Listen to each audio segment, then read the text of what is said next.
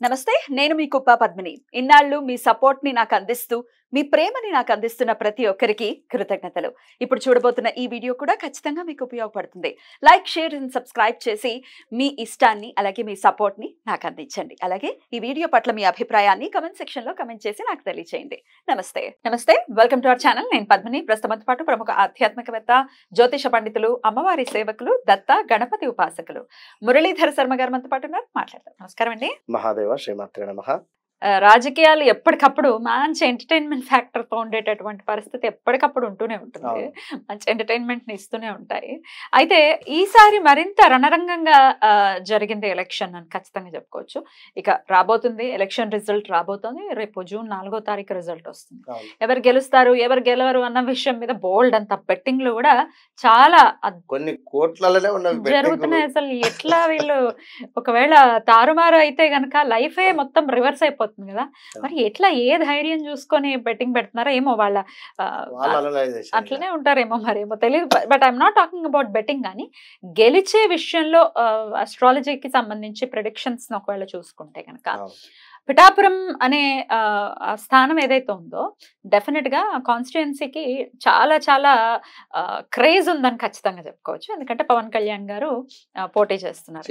ఒకటి మన వల్లభ దత్తాత్రేయ స్వామి వారు అక్కడ కొలువు తిరిగినటువంటి ప్రదేశం అయినప్పటికీ పవన్ కళ్యాణ్ పిఠాపురం అనేటువంటిది బాగా మారు మోగుతూ ఉన్నది. డెఫినెట్లీ అపోజిషన్ కూడా డెఫినెట్ గా స్ట్రాంగ్ క్యాండిడేట్ ఉండటం, పోటీ అయితే గట్టిగానే ఉంది.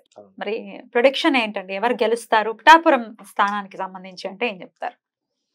తప్పకుండా అమ్మా, పిఠాపురము అనేటువంటి పేరు ఎక్కడికో వెళ్ళిపోయింది. అంటే వాస్తవానికి ఈ మాట నేను అనడం అని కాదు, స్వామివారు అక్కడ కొలుదిరినటువంటి స్థానము కనుక ఆ యొక్క పేరు అందరికీ ఎప్పటి నుండో తెలుసు. కానీ అయినప్పటికీ ఇప్పుడు అక్కడ పవన్ కళ్యాణ్ గారు పోటీ చేస్తున్నారు కనుక ఆ యొక్క పేరు పదే పదే అందరి నోట్లో నానుతుంది అక్కడ.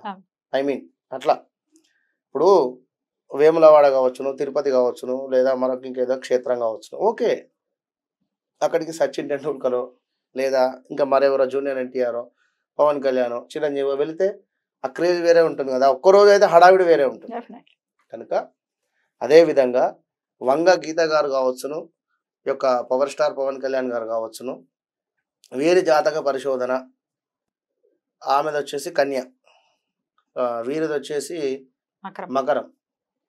మకరానికి పంచమ స్థానంలో ఈ యొక్క గురుగ్రహము మంచి రిజల్టే.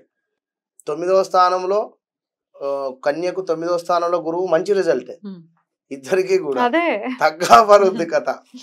అయితే ఇక్కడ మెయిన్ విషయం ఏమిటి అంటే వారి జాతక పరిశోధన, డేట్ ఆఫ్ బర్త్, పుట్టిన సమయము, వీరి డేట్ ఆఫ్ బర్త్ పుట్టిన సమయం ప్రకారంగా ఎప్పుడైతే 2007-8లో ప్రజారాజ్యం పార్టీ పెట్టినటువంటి సందర్భంలో ఈ యొక్క వంగ గీత గారు ఆ పిఆర్పి తరపున తను ఎమ్మెల్యేగా గెలిచింది. అప్పుడు తను గెలవడానికి తన దశ గురువులో రాహువు నడుస్తూ ఉంది. తనది వచ్చేసి కుంభలగ్నము, కుంభలగ్నము. ఆమెకు గురువు దశ నడిచింది. ఆ యొక్క గురు దశలో భాగంగా గురువులో రాహువు వచ్చినప్పుడు, ఏది అంతర్దశ, గురువులో రాహువు వచ్చినప్పుడు తను గెలవడం జరిగింది. అయితే ఆ విధంగా 5 years తను సేవ చేసుకుంది. అటు పిమ్మట ఈ యొక్క మన 2019లోకి ఈ యొక్క వైఎస్ఆర్సీపీ పార్టీలోకి రావడము, ఆ మధ్యలో కొన్ని రోజులు ఖాళీగా ఉండడము, ఇప్పుడు ఈ వైఎస్ఆర్సీపీ పార్టీలోకి రావడము, ఇప్పుడు తనకు శని దశ నడుస్తూ ఉన్నది. శనిలో రాహువు నడుస్తుంది. ప్రజెంట్గా కూడా చూస్తున్నట్టయితే శనిలో రాహు దశ నడుస్తూ ఉన్నది.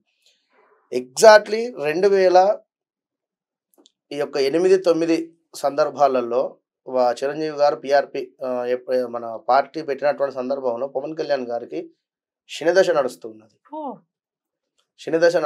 అప్పుడు అతనికి శనిలో రాహువు, ఇప్పుడు అదే దశ ఈవిడికి నడుస్తుందా? ఎట్ ద సేమ్ టైం నా అనలైజింగ్ ప్రకారంగా అప్పుడు ఏదైతే శనిలో రాహువు నడుస్తూ ఉందో పవన్ కళ్యాణ్ గారు అప్పుడు ఫెయిల్ అవ్వకుండా వచ్చాడు.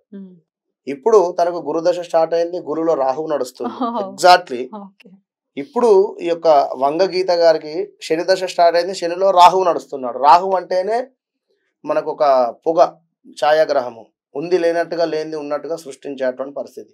ఇద్దరికీ జనాలు వచ్చారు. ఎక్కడ క్యాంపెయిన్ చేసినా ప్రచారం. కూడా ఇద్దరికి కూడా తండోపతండాలుగా ఖచ్చితంగా కూడా జనాలు అయితే వచ్చారు, ప్రజలు వచ్చారు, చూశారు. కానీ ఇక్కడ గురువులో రాహువు ఈమెకు వచ్చినప్పుడు అక్కడ గెలిచింది. ఇప్పుడు పవన్ కళ్యాణ్ గారికి కూడా గురువులో రాహు నడుస్తూ ఉంది, రాహులో గురువు తప్పకుండా గెలిచేటువంటి పరిస్థితి ఉంది. సింపుల్. ఈమెకు శనిలో రాహు నడుస్తుంది. ఎందుకు అంటే ఒకసారి యోగించినటువంటి గ్రహము మరొకసారి యోగించడానికి చాలా ఛాన్సెస్ తక్కువ ఉన్నాయి.